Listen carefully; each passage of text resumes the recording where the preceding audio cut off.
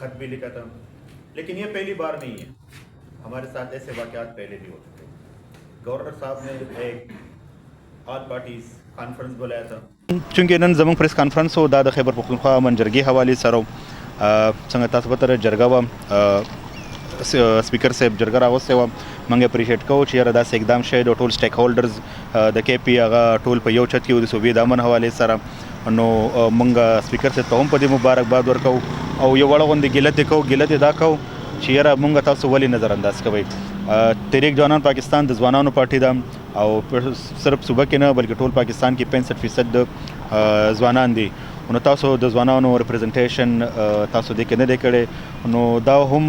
ځوانان دې سره ډېر زیات مایوسه شوي دي او مونږ هغې ته د یو لیټر هم کړی دی چې یاره تاسو دې نه مخکې هم څنګه چې گورنر صاحب یو آل پارټي کانفرنس راوستی و هغې کې هم زمونږ شمولیت نو بلکې مونږ هغې کې نو راغمدو شوي نو هغې ته هم مونږ لیټر کړو او اوس مونږ سپیکر صاحب ته هم وکړو چونکې چې دا 15 پوینټس دوی ټولې جرګې په متفقه طور سره تیار کړي وه نو دې کې داسې پوینټس دي چې هغه د فیډرل ګورنمنټ نه بغیر نه کیږي چې فیډرل ګورنمنټ سپورټ پکې نه وي نو آیا دوی داسې یو ټیم جوړ کړی دی یا داسې یو جرګه جوړه کړې ده چې هغه لاړ شي او فیډرل ګورنمنټ سره په هغې باره کې خبرې وکړي او که جوړ شوي وي نو هغه دې میډیا ته مخې ته راوشي چې خپل د کې پي څومره 4.5 کروڑ عوام دي هغوی ته پته ولګېږي چې او جي دا زمونږ جرګه ده دا زمونږ ریپرزنټیشن دی او دا ځي او دا به مرکز سره زمونږ جرګه وړي یا زمونږ چې کوم فیصلې اقدامات دي دا به هغوی سره ډسکس کوي د مذاکراتو په ترو باندې یو خبره دویمه خبره دا چې دلته کې موږ د افیم باره کې خبره وکړله په صوبه خیبر پختونخوا کې 12,000 ایکر باندې افیم کاشت شوی دی او دا ذرایع ابلاغ نه دا یو راپورټ راغلی دی نو دا افیم مونږ ته دا هم د ذرایع ابلاغ دا هم یو راپورټ دی چې یاره دې کې یو حصه دهشتګردۍ ته ډونیټ کیږي نو مونږ د کې پي ګورنمنټ نه دا مطالبه کوو چې زر تر زره دې په دې اقداماتو شي او دا فصل دې زر تر زره خراب کړی شي یا دې چې هر تباه ورته ویلی شي یا ختمولو چې هر څه ورته ویلی شي جي ضایع دي چې دا دهشتګردي فاینانسینګ هم دې سره سټاپ شي او زمونږ ځوانان د دې مضر سیزونو نه هم بچ شي مونږ غواړو چې یاره زمونږ کې پي کې چې څونه ځوانان دي دا د نشې نه پاک شي او نشه دي بالکل نه کوي او مونږ بار بار دا کې پي ګورنمنټ ته مخکې هم مونږ پریس کانفرنسز کړي دي بیا به هم کوو زمونږ داسې اکټیویټیز هم شته دی مونږ غواړو چې یاره خیبر پختونخوا دې د نشې نه پاک شي د هغې نه علاوه دوی د 9 مای واقعې خبره وکړله نو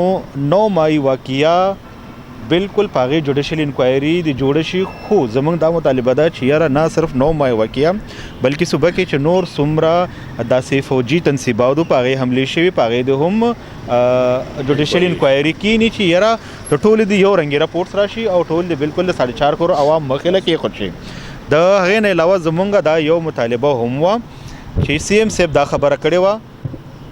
چې پاک فوج دی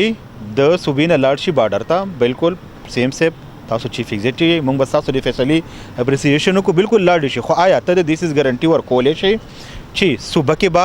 امن راشي آیا زموږ پولیس کې دونه کیپیبلیټي شته چې هغه بیا د دې دهشتګردو مقابله وکړي او که شته دی پکې نو بالکل تاسو جی د دې موږ ته ګارنټي هم راکوي او یو پریس کانفرنس هم وکړي چې بالکل صوبه کې به پولیس په دې باندې امن امان راولي جی تحریک جوانان پاکستان سایډ نه موږ هم دا میسج ورکوو چې ځوانان کله هم مه اګنور کوئ ځوانان د دې ملک فیوچر دی څنګه سی ایم صاحب بار بار وایي چې یاره جی